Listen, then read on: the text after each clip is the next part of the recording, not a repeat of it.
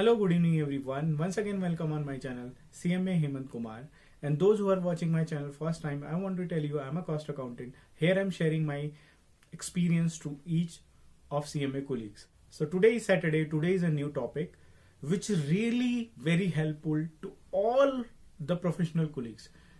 Neither I'm talking about CMA, neither I'm talking about CS. I'm talking about CA, CMA, CS, MBA to all the professional colleagues. किसी भी profession में ये जो है बहुत important point है जो कि हर प्रोफेशनल को ध्यान में रखना चाहिए. देखो आज के टाइम में जो कोई प्रोफेशनल कोर्स परस्यू कर रहा है तो उसमें कुछ एथिक्स होते हैं, एक डेकोरम होता है जब वो उसको पास कर लेता है, इस जर्नी को पास कर लेता है. जैसे आप सीएमए एक बार क्वालिफाई हो जाओगे तो you will be known as a CMA, आपके नाम के आगे सीएमए लग जाता है. तो मेनी इंडस्ट्रीज या जो भी आपसे मिलता है तो आपके बिहेवियर को बहुत अच्छे से आइडेंटिफाई करता है. जब भी आप किसी ऑर्गेनाइजेशन में इंटरव्यू के लिए जाते हो तो आपकी प्रेजेंटेशन अच्छी होनी चाहिए, आपकी कम्युनिकेशन स्किल अच्छी होनी चाहिए, आपका बात करने का जो वे है वो भी बहुत अच्छा होना चाहिए. तो that's a very secondary part. तो वो तो जब आप इंटरेक्ट करोगे किसी से तो आपको वो चीज, आपके अंदर वो चीज होनी चाहिए. But prior to this I told you in my last video कि दैट रिज्यूमे आपके पहुंचने से पहले पहुंचता है और रिज्यूमे एक one of the best way है जो आपको कम्युनिकेट करता है अगले पर्सन से. यानी जो इंटरव्यूअर है वो रिज्यूमे पढ़ के 50-60% आपके बारे में जान जाता है. 40% वो आपको तब जानता है जब वो सामने से इंटरेक्ट करता है. हो सकता है रिज्यूमे आपने किसी से बहुत अच्छा बनवा लिया हो सकता है आपने पेड सर्विस लेके रिज्यूमे बनवाई हो, तो इट्स ओके.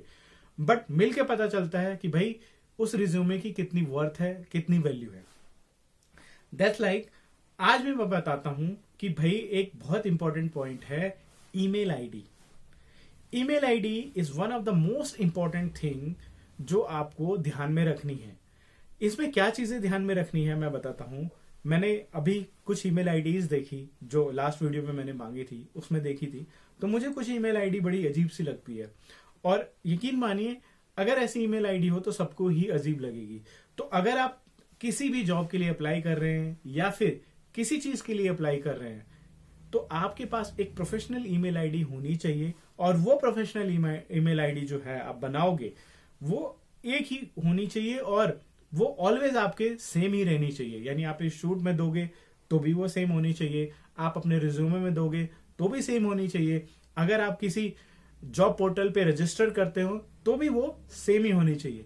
ऐसा मैंने देखा है कि कई लोग 4 ईमेल आईडी रखते हैं, एक रिज्यूमे पे अलग कोड करते हैं, किसी और रिज्यूमे पे अलग कोड करते हैं.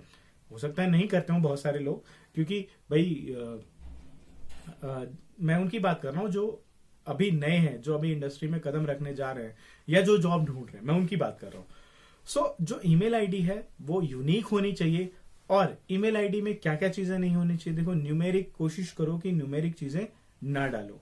बहुत सिंपल होनी चाहिए कि सामने वाले को बोलते ही समझ में आ जाए कि भाई ये हो सकती है, आपको स्पेल करने की जरूरत ना पड़े.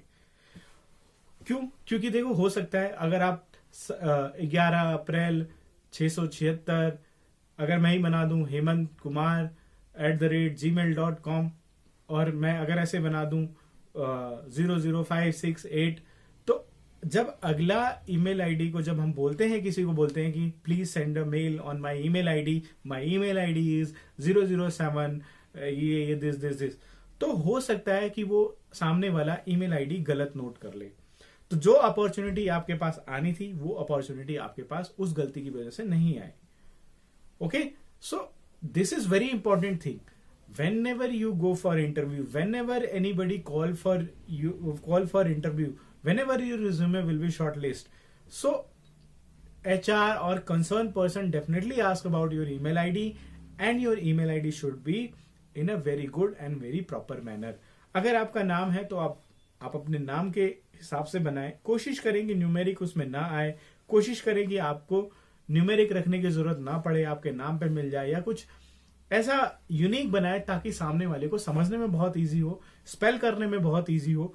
कभी कभार सामने वाला आपको स्पेल करके नहीं पूछता, जैसे लाइक कि can you please spell your email ID, तो आई टोल्ड CMAHEMANT K@, जो भी है whatever.